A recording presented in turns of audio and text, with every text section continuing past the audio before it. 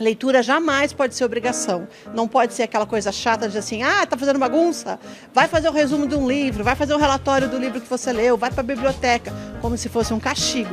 Literatura é prazer. É sim, bastante desafiador, né, que as crianças prefiram os livros às telas. O primeiro ponto da gente pensar a biblioteca não como um depósito de livros, longe disso, mas como esse espaço onde a gente preserva essa memória coletiva. Eu prefiro que o contato dela com o livro continue físico, por conta do excesso de tela mesmo. Muita gente se formou ainda só lendo livro físico, né? Então essa é a principal referência que as pessoas ainda têm. Jamais a máquina por si só ela vai ser tão criativa.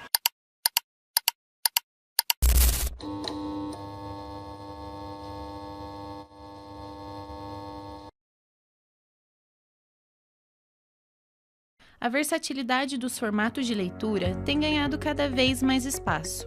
Não é necessário ter o livro impresso nas mãos para ler. Ainda assim, existem leitores que preferem a experiência sensorial de tocar os livros e se deliciar com as histórias em páginas impressas. Uma pesquisa feita em 2023 pelo Instituto de Interdisciplinaridade e Evidência no Debate Educacional apontou que, mesmo tendo à disposição diversas opções de consumir os livros, as crianças e jovens estão lendo cada vez menos, o que pode ser prejudicial para o desenvolvimento cognitivo da nova geração. Olha, o livro físico é muito importante, primeiramente porque a criança, desde pequena, deve ter o mediador, a figura do mediador que vai contar a história, né, que é a pessoa que vai apresentar o livro para a criança, seja o pai, a mãe, o vô, a avó, a professora, a bibliotecária, mas é um momento em que um adulto dá uma atenção especial para a criança. Essa leitura compartilhada é extremamente importante para a formação emocional da criança e para a visão de mundo da criança. O livro, de qualquer maneira, é excelente, mas recomendo que até os 7 anos seja o livro físico. Incentivar a leitura dos filhos desde cedo é extremamente importante para o desenvolvimento intelectual, emocional e cultural das crianças. A Cláudia é professora e, ciente dessa importância, estimulou o interesse da filha pela leitura mesmo antes que ela pudesse ler sozinha. Os primeiros livros foram aqueles livros de banho, né, que tem só os desenhinhos, aí depois eles foram evoluindo para livros que ela podia interagir, e aí depois vieram os livros que tem história, né? Ela já gosta, já assiste os desenhos, já tem um tempo de tela de desenho, e ela se deixar por conta, vocês sabem, né? É um estímulo muito gostoso, né? Rede social e tudo isso. Então, eu prefiro que o contato dela com o livro continue físico por conta disso, por conta do excesso de tela mesmo. Eu fiquei doida com os livros. Foi difícil escolher um? Foi, mas eu escolhi o Scooby-Doo. A hora que eu vi, eu falei assim na minha cabeça, eu quero o Scooby-Doo. Você gosta de ler no tablet? É verdade? Por quê? Porque daí eu aprendendo a ler mensagem. A literatura precisou se ressignificar e se adaptar aos novos formatos de acesso aos livros, principalmente em busca de atrair o interesse das novas gerações. As novas tecnologias também permitem que as crianças interajam com as histórias que estão sendo contadas, por meio de áudios, jogos e diversos outros canais que estão disponíveis no universo digital.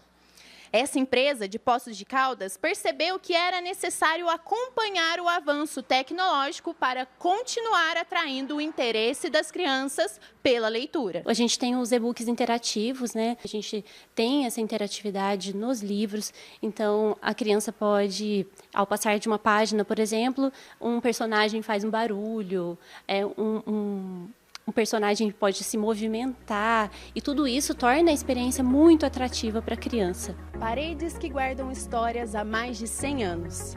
Foi dentro de uma biblioteca que muitas pessoas tiveram o primeiro contato com a literatura e se apaixonaram pelos livros. Mesmo com toda a inovação digital e tecnológica dos últimos anos, as bibliotecas públicas mantêm a sua missão de incentivar e acolher os leitores que ainda preferem o livro físico. O que não quer dizer que esses prédios não precisem se adaptar à forma de consumir literatura do novo milênio.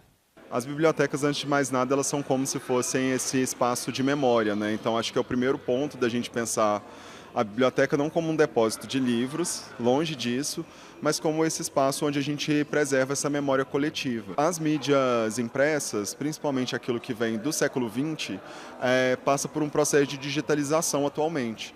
Então, esse acervo, né, que antes era físico, pode ser consultado online, o que facilita também o acesso às pessoas, né, em qualquer momento, em qualquer lugar, sem necessariamente ter que se deslocar fisicamente para a biblioteca. Se o modo de leitura vem se adaptando às demandas dos diferentes perfis de leitores, os métodos de impressão também mudaram. Apesar do livro digital ser mais em conta, uma produção baixa, né? Hoje existe uma tecnologia que a gente já consegue fazer o livro físico de uma maneira mais em conta, mais barata. Você consegue fazer uma quantidade de 100, 200 livros, coisa que antigamente a gente produzia, tinha que fazer 1.000, 2.500 livros, entendeu?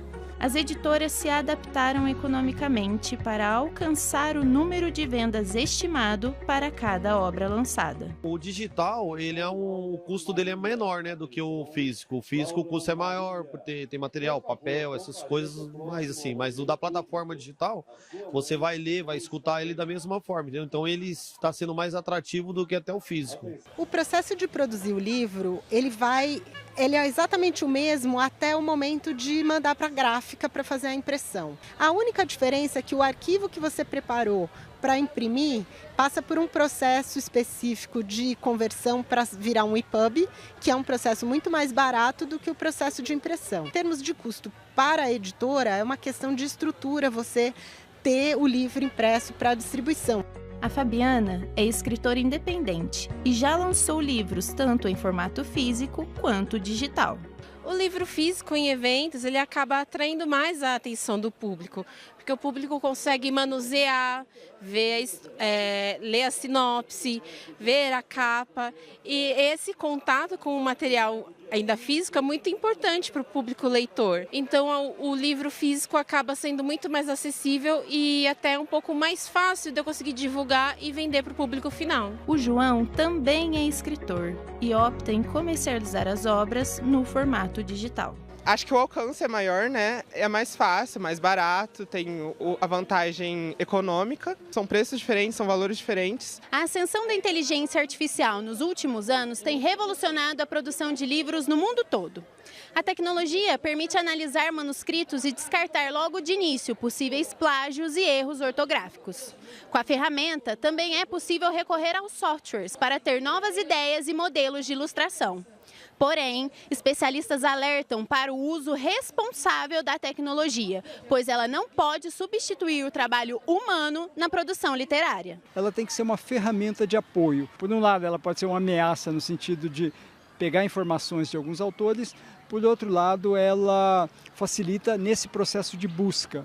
Para qualquer coisa que você vai escrever, você vai fazer uma tese. O que eu acho necessário é que você mencione que aquilo foi feito com a ajuda da inteligência artificial. Até para você dar crédito para a ferramenta e também para não achar que uma produção de algo que pareça inédito tal, foi feito pela sua cabeça. A tecnologia também trouxe acessibilidade para os livros. Os deficientes visuais, por exemplo, podem se aventurar pelas histórias com os livros impressos em braille. No livro físico nós conseguimos essa acessibilidade se nós pensarmos o livro desde o início. Ou seja, nós podemos fazer o livro colocando o texto a negro e o texto em braille. Podemos também colocar nesse mesmo livro o QR Code, que hoje em dia usamos muito, e ele levar para um áudio, o livro em áudio. Podemos colocar também a parte de imagens, que são pictogramas que ajudam as pessoas com alguma dificuldade intelectual, com baixa literacia, que estão no espectro do autismo, a entender as mensagens. Podemos ter o livro digitalmente acessível, o áudio, que as pessoas que são cegas podem ouvir. Podemos ter o videolivro e ele tem libras, e portanto é possível, e ao mesmo tempo pode ter legendas também, porque nem todas as pessoas sabem libras, e portanto nós podemos casar os dois mundos. Independente de qual seja a sua preferência pelo livro físico ou digital, o importante é ler. E são feiras literárias como essa que cumprem o papel de incentivar a leitura. Leitores, eu acho que pensam nisso, de colecionar livros de editoras diferentes, de ter uma coisa para guardar ali mesmo, sabe? Grifada, que você pode ir revisitar, você pode... Um Kindle você não empresta para as pessoas, agora livro você empresta, entendeu? Você consegue emprestar e pegar emprestado. Já li um par de livros digitais, por não ter encontrado eles em outro formato, né, no formato físico. Então li a versão digital. No entanto, sempre procurei eles pelo físico, né? O digital, eu acho que é mais acessível do que os livros físicos, eles são mais baratos justamente pela facilidade, né? Você pode usar no seu celular, em qualquer mídia digital. Eu confesso que eu sou a leitora do livro físico. Eu comprei um Kindle e eu acabei dando o Kindle de presente. Eu não consegui me acostumar com o Kindle. Então, assim, eu sou a pessoa que gosta de tatear o livro. Uma feira dessa, por exemplo, para mim é um prato cheio. Eu acho que o digital é mais acessível, eu posso ler em qualquer momento, a qualquer lugar, principalmente pelo celular. E o digital eu leio com frequência, mais que o físico. Eu uso os dois, gosto muito do livro físico e o digital eu deixo para aqueles momentos em que eu vou viajar, não dá para carregar muito livro digital, né? O livro físico, porque o digital tem as suas vantagens, que eu posso aproveitar no carro, no ônibus, em algum lugar assim, mais fácil de carregar. Mas não deixo o livro físico, não.